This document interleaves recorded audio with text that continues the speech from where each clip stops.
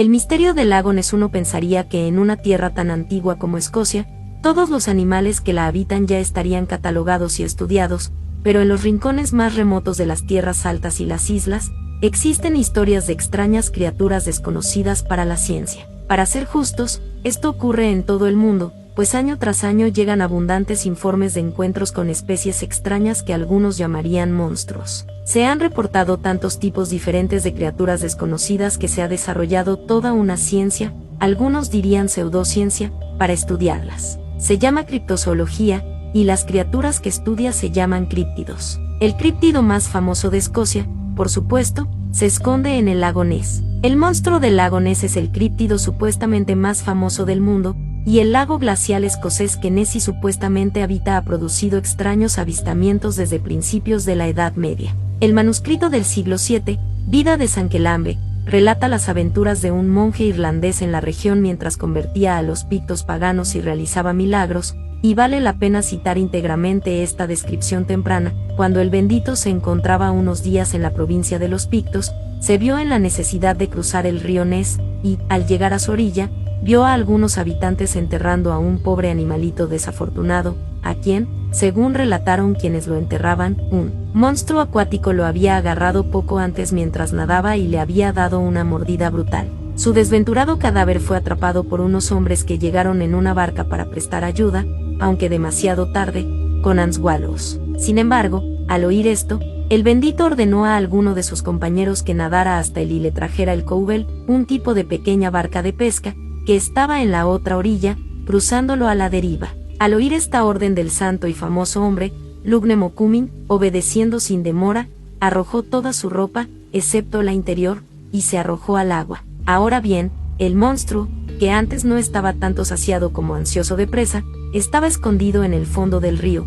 pero al percibir que el agua de arriba estaba agitada por el que cruzaba, emergió de repente y, nadando hacia el hombre que cruzaba en medio del arroyo, se precipitó con un gran rugido y la boca abierta. Entonces el hombre bendito observó, mientras todos los presentes, tanto los paganos como los hermanos, se llenaron de terror, y, con su santa mano en alto, formó la señal de la cruz en el aire, invocó el nombre de Dios y ordenó al feroz monstruo: no pienses en ir más lejos ni tocar al hombre. Rápido, retrocede. Entonces la bestia, al oír la voz del santo, se aterrorizó y huyó hacia atrás más rápido de lo que había venido, como si la arrastraran con cuerdas, aunque antes se había acercado tanto a Lugna mientras nadaba, que no había más que la longitud de una pértiga entre el hombre y la bestia. Entonces los hermanos, al ver que la bestia se había ido y que su compañero Lugna había regresado sano y salvo en la barca, glorificaron a Dios en el hombre bendito, profundamente maravillados. Además, los bárbaros paganos presentes,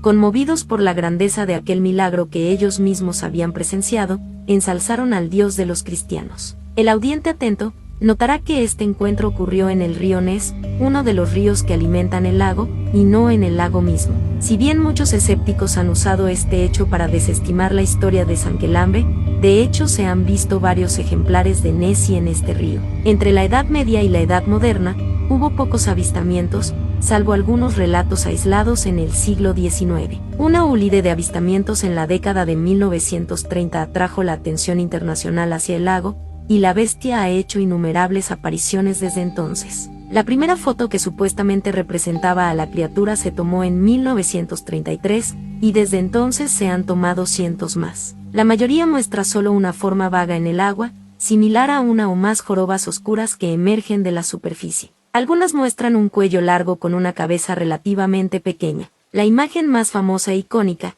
la llamada fotografía del cirujano, tomada en 1934, se demostró falsa cuando una de las personas que ayudaron a tomarla hizo una confesión en su lecho de muerte. Muchas otras fotos similares aún no han sido desmentidas. La principal teoría para explicar este fenómeno es que Nessie es un plesiosaurio, un tipo de dinosaurio marino que supuestamente se extinguió hace 65 millones de años. La descripción general de Nessie, con su cuello largo y cabeza pequeña, su espalda jorobada, grandes aletas y cola larga, concuerda bien con los fósiles de plesiosaurios. Varias de las mejores fotografías parecen mostrar a una criatura así. Cómo estos animales sobrevivieron durante tanto tiempo es un misterio. Durante gran parte del tiempo en que se sabe que vivieron los plesiosaurios, esta región de Escocia estuvo bajo el agua. Un fósil de plesiosaurio que data de hace 150 millones de años fue descubierto en el lago Ness en 2003, pero el lago en sí no fue excavado hasta la última edad de hielo, hace 12.000 años. Cómo la criatura llegó al lago es otro misterio.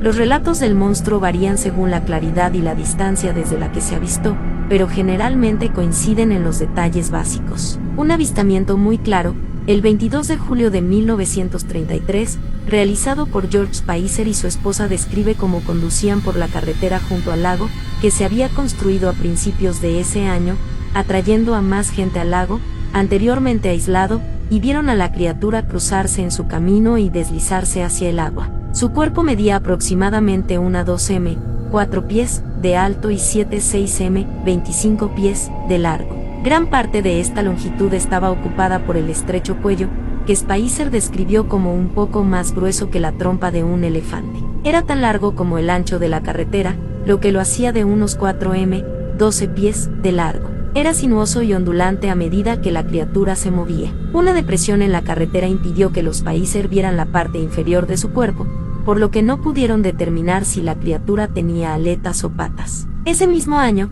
el estudiante de veterinaria Arthur Grant afirmó haberlo visto una noche en su motocicleta. Aunque no pudo verlo bien debido a la oscuridad, describió a la criatura como una especie de cruce entre un plesiosaurio y una foca. El testimonio de Grant es significativo, ya que poseía conocimientos de zoología. 10 años después, durante la Segunda Guerra Mundial, otro observador entrenado afirmó haber visto a Nessie. Se trataba de C.B. Ferrell, del Real Cuerpo de Observadores, una unidad de defensa civil que vigilaba la llegada de aviones de la Luftwaffe. Vio una criatura de entre 6 y 9 metros de largo, con aletas y un cuello que sobresalía aproximadamente unos 5 metros del agua. Ferrell se arriesgó mucho al presentar su informe, ya que se encontraba en pleno apogeo del Blitz y sus superiores, comprensiblemente, estaban nerviosos y habrían tenido poca paciencia con monstruos del lago. Saludos al Carlomagno, arriba les dejo unos links de sus páginas.